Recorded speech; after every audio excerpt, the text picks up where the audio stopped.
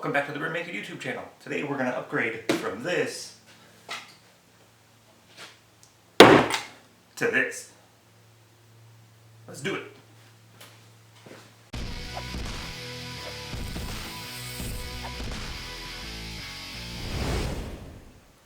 Gonna start by planing down this board. It's walnut. It's about 1 inch thick right now, so thicker than we want. Probably just gonna start planing it to get rid of all the low spots. See where we are in them.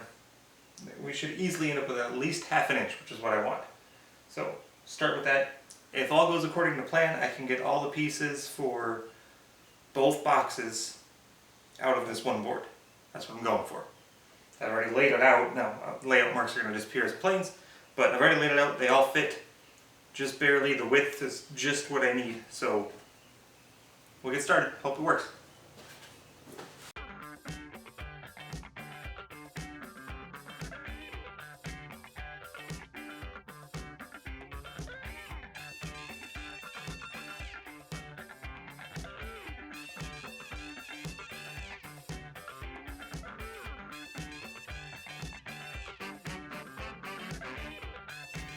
Everything is now cut to length that it needs to be. Long sides, short sides. Now what I'm going to do is go and miter all the ends so that all these come together at a 45-degree angle. I have them all marked, numbered 1, 2, 3, and 4, and labeled top and bottom so that when I'm done with this I can keep them all straight. So after mitering them, I will cut in each one. There's going to be a groove for top and bottom panels.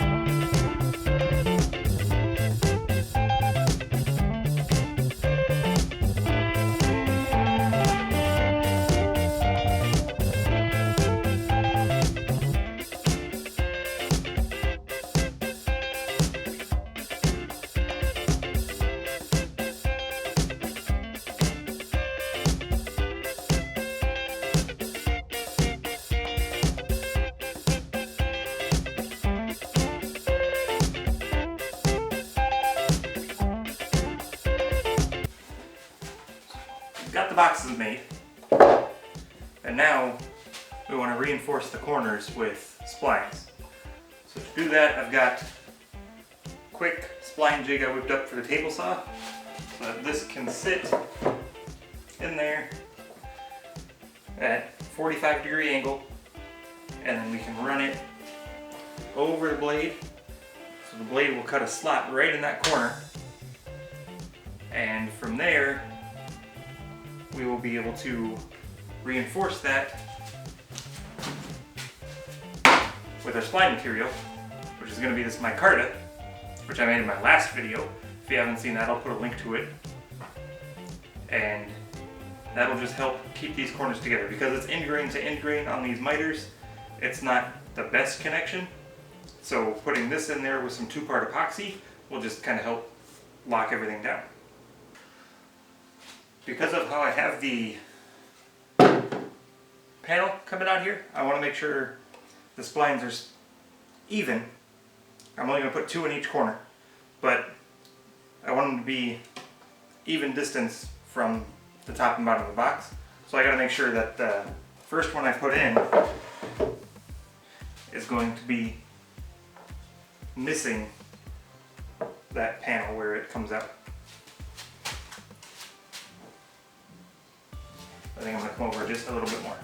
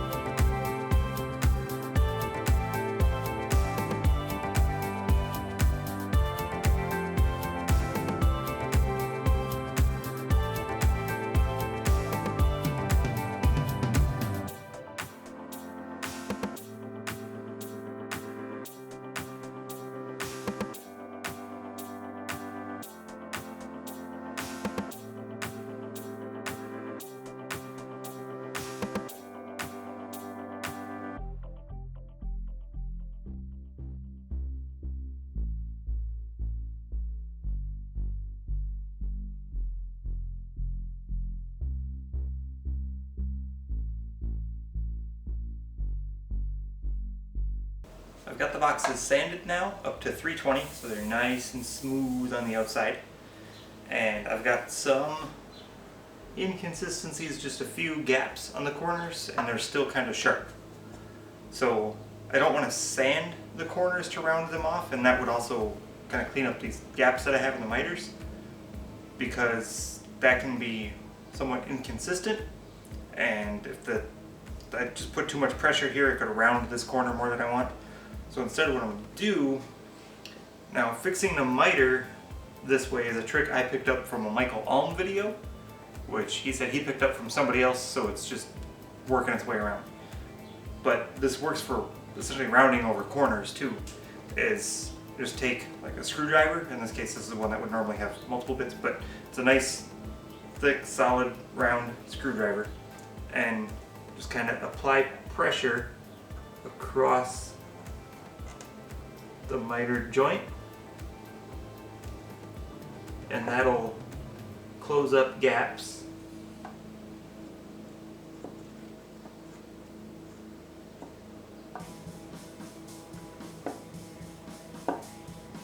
It's hard to do right here because it's just a little bit, but it closes up gaps, and it also rounds that corner over just enough so it's not sharp, so you're not going to like catch your finger on it and get a little cut or anything, without having to worry about sanding too much and removing too much material to make it round over the corner.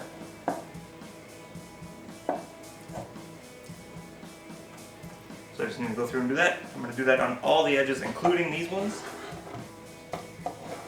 because it works really well on these to just round those over. Now that's nice and smooth and not sharp and crisp like these lines are. But it still looks, it doesn't really look rounded over when you look at it. So it doesn't change the look of the box at all, it just changes the feel of the corners to be nice and soft.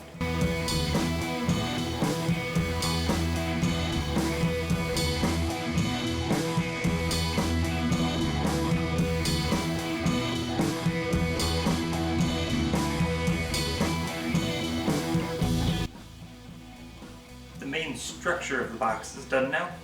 I want to decorate the top, and to do that I've got the logo here, and I've already got it taped off so I have it centered this way.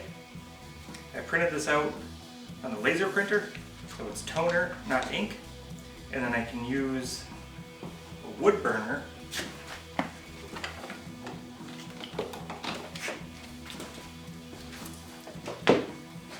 with this flat round tip on it, and essentially use that to now transfer the toner from the paper to the ink to the wood, from the paper to the wood. So I did this on a test piece, and if I held the burner too long in one place, the paper stuck to the wood. So I just want to be sure that I just get it transferred, because I don't need it to be very dark, because I'm just using this as an outline, and then I'm going to go back with a different wood burning tip and darken and actually burn that down in there, because the toner is just going to rest on the surface, and I need to actually burn that in there for what I'm going to do next.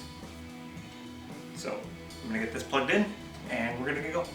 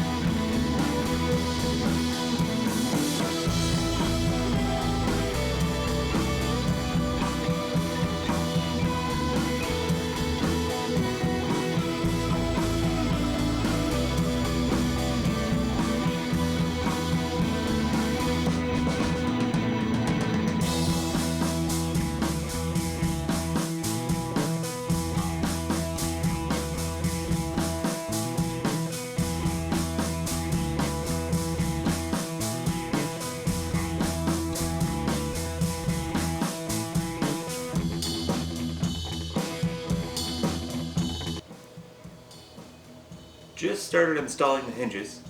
I got the spaces routed out for them so they could sit flush down in there. And I thought I was going to be in good shape and that this wouldn't happen. Here. I was wrong, so now I have to come up with something else. Because I can't have the screws coming through here because then obviously the panel won't slide in and that just looks bad. I think it's pretty close because it didn't happen on this screw right here. I put in one screw on each hinge just to test it, and here it didn't happen. I think it might just be the angle that I drilled the pilot hole, but I don't really want those going in at an extreme angle because then the screws won't sit flush, and that I think would just look bad.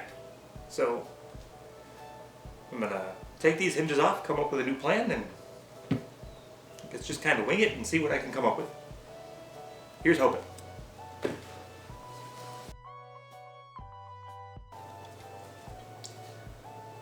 Since I goofed up the other hinges, and I can't really find hinges that are going to work where they won't poke through and also just be huge on here, instead what we're going to do is use leather as a hinge. So I've already got one coat of contact cement on here, so I'm going to do another coat on each of the leather pieces and then one coat on the wood and then press them together. And from what the internet says, it should be a permanent bond, and it doesn't have to hold up to a lot of weight, so really it's just going to act as a hinge for when the box is opening. I'm not concerned about it failing or having any long-term problems. And the internet wouldn't lie to me about it, so.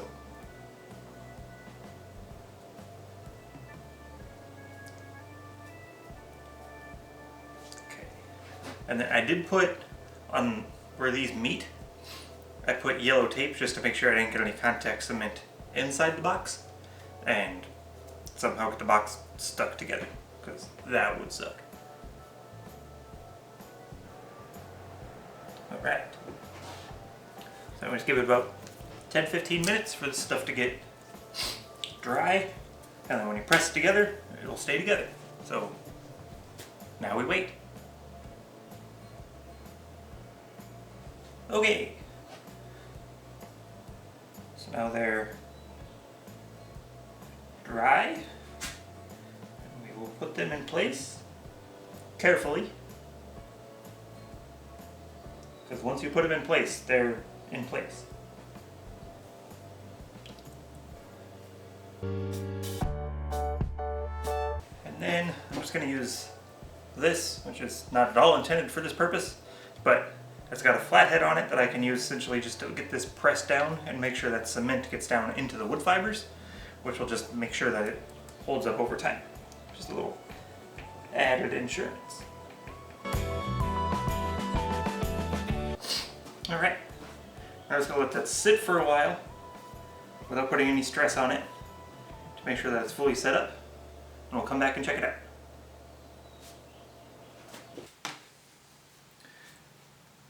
I added the last finishing touches off camera. The handle, which I actually made a separate video about if you want to check that one out. I'll put a link to it down in the description below. These latches to keep it closed also keep the side panels in, that's why they're installed on the sides. And then after I got the finish on there, I sanded the finish to get it nice and smooth, and then I put a coat of paste wax on everything because it will most likely be sitting on a table, which will have food and drinks at the table as well. Just in case anything should happen where it gets spilled on, the wax will just give it a little extra coating to make it easier to just kind of wipe off if you get it right away. The inside is also wiped down with wax to make everything slide nice and easy. So that when you're playing, or when you want to open these up, they slide nice and smooth. Also on the inside is this 3D printed box with a magnetic lid to keep all the game components that aren't the cards, which will go here.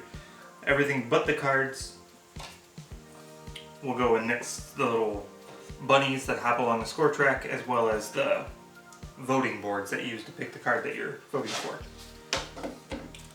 So this project was definitely more work than I anticipated, but it was a lot of fun. I did quite a few things I had not done before, including coloring on the wood, which turned out awesome. I was astounded at how well these colors showed up, and they just really pop. So I'll leave a link to the markers I used down in the description below. They're Milo watercolor markers, and they work really well. I've already used on a couple more things wood related, so I don't think they're made to be used on wood, but they definitely work. You just gotta top coat them.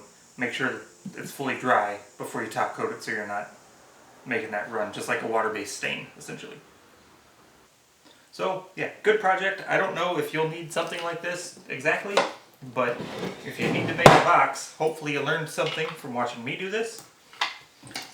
If not, hopefully you just enjoyed the ride. I do want to use up the rest of this micarta.